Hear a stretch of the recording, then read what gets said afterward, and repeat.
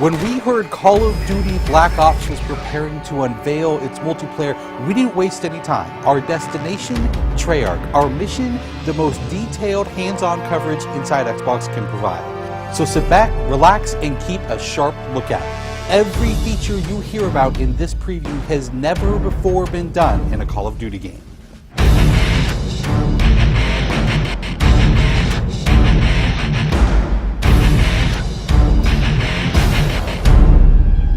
We begin where the multiplayer trailer for Black Ops left off, with theater mode.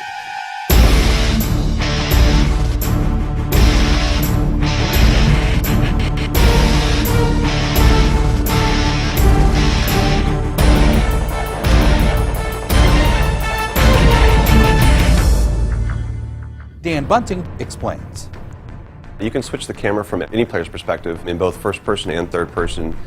You can detach the camera and go into free cam mode, which allows you to fly anywhere on the map, basically. It's really interesting when you pause the game and go into free cam, you just see all the particle effects just in their full glory, just frozen in time, and it makes some really awesome footage. We really want to give players the tools to be creative, make their own machinima, make their own highlight reels. Maybe they're really competitive clans that want to just capture the films from their matches and then go back and analyze what the other team did or whatever. Also brand new to Call of Duty is Black Ops' new currency system. We put the currency system into Black Ops multiplayer principally because we felt like it'd be a very interesting way to engage with all the unlocks that you've been getting.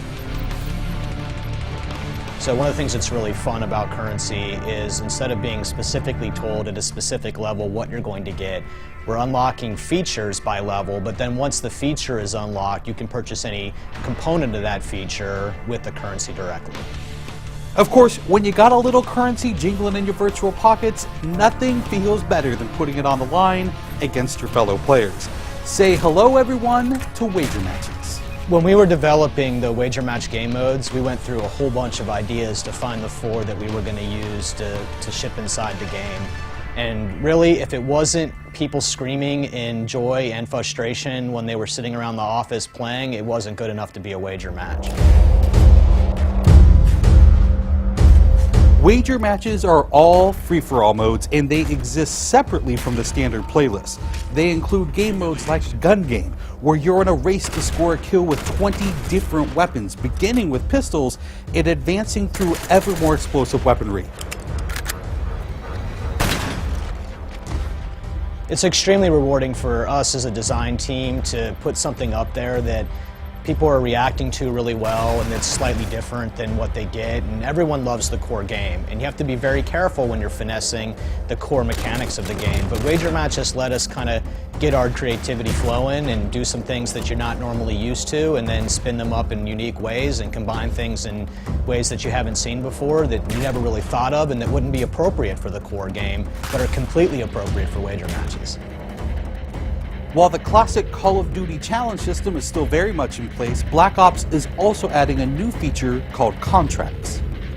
Right, so if you're using the contract system, you actually have to put up a little of your own currency in order for a bigger payday. And depending on the contract, some contracts pay XP, some pay more currency, some pay both.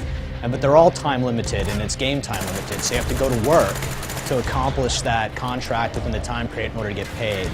It's different from the challenges, in so much that the challenges some players like to use very aggressively, and they map out their path through the challenge system in order to maximize their XP gains, in order to level faster. And then a whole nother set of players uses the challenges sort of passively. They're there, when you get them they feel good, but contracts gives you a way to directly engage with the content inside the game.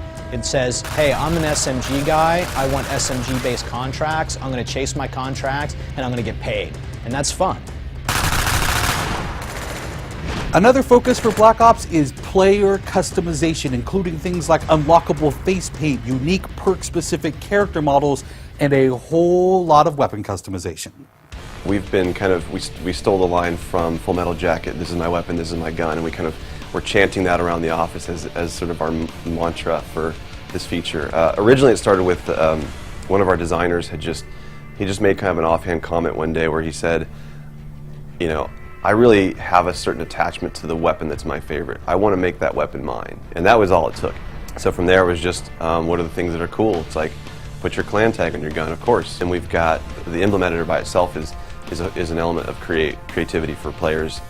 And then the reticles, of course, so why not give people the option to select what kind of red dot they have. Maybe they don't like a dot, maybe they like a circle, maybe they like a triangle, maybe they like a standard crosshair, maybe they just want a line. And then there is combat training, which allows you to get comfortable with the trappings of multiplayer by competing in matches against AI-controlled opponents.